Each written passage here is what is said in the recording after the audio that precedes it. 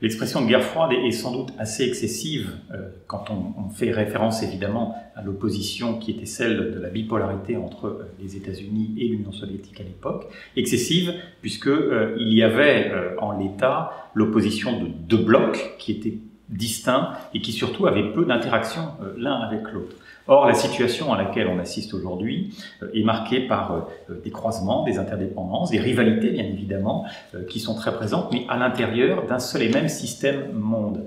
Et par conséquent, j'estime que c'est une situation qui est potentiellement plus grave que la guerre froide, parce qu'elle a pour finalité une forme de leadership à échelle mondiale, un positionnement sur les institutions mondiales et puis un modèle qui va s'en détacher. Et donc c'est une confrontation à très grande échelle, multidimensionnelle, qui ne se contente pas des enjeux stratégiques comme c'était le cas jusqu'à la disparition de l'Union soviétique.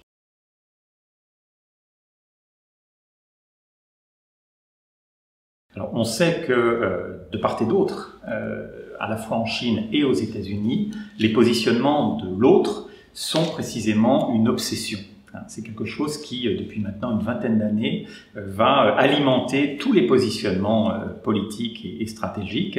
Côté chinois, on voit que la volonté de rattrapage sur les États-Unis est très présente dans le discours politique qui est celui du régime. Et puis côté américain, l'obsession chinoise se traduit par cette montée en puissance, cette transition de puissance, à savoir la Chine qui pourrait rattraper puis dépasser les États-Unis, et puis les enjeux stratégiques ou les questions stratégiques que cela soulève. Donc on va chercher un certain nombre de stratégies alternatives ou de positionnements qui vont permettre, sinon de ralentir, au moins d'atténuer les effets de cette transition de puissance. Et c'est bien évidemment dans cette optique que s'articule la volonté de s'appuyer sur de nouveaux partenaires, sur de nouveaux alliés. C'est le choix de l'administration Biden. Il n'y a pas de rupture avec l'administration Trump. Disons simplement que Donald Trump était davantage articulé autour des questions économiques et commerciales, là où son successeur met beaucoup plus l'accent sur une logique qui est celle d'une confrontation sur fond de problèmes stratégiques. Donc on va conforter la relation avec les alliés, on va compter un petit peu les alliés de Washington dans la région, et on va d'une certaine manière faire pression sur un certain nombre de pays pour qu'ils choisissent de s'aligner sur cette vision américaine qui est tout simplement de désigner la Chine comme un compétiteur stratégique. Et c'est ça véritablement l'enjeu qui est celui de l'AUKUS que l'on voit avec donc le ralliement du Royaume-Uni et de l'Australie, et puis que l'on constate déjà depuis quelques années avec le Quad qui, rappelons-le, associe aux côtés des États-Unis le Japon, l'Australie et l'Inde.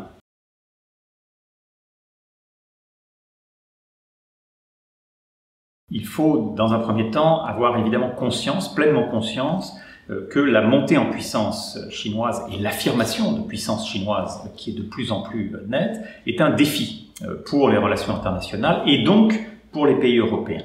Donc il faut bien évidemment s'emparer de cette question et ne pas rester simplement spectateur de ce qui est en train de se passer, à savoir cette transition de puissance à très très grande échelle. Cela nous invite à nous positionner, cela nous invite à mettre en avant nos valeurs profondes, notamment les valeurs démocratiques, mais aussi bien sûr à faire preuve d'une forme de pragmatisme, à savoir ne pas tomber dans un excès qui serait de choisir un camp ou l'autre. Nous avons des liens d'amitié, nous avons aussi des valeurs convergentes qui sont, je dirais, inébranlables avec les États-Unis. Cela ne doit pas nous empêcher par ailleurs de travailler avec la Chine et de considérer la Chine comme un partenaire, notamment sur les questions économiques. Et le triptyque européen s'articule véritablement autour de cette volonté d'avoir une vision, je dirais, sectorielle de la relation avec la Chine. Donc c'est un rival systémique parce que de fait, la Chine remet potentiellement en cause le système qui est aussi notre système de valeurs et ces systèmes démocratiques auxquels nous adhérons.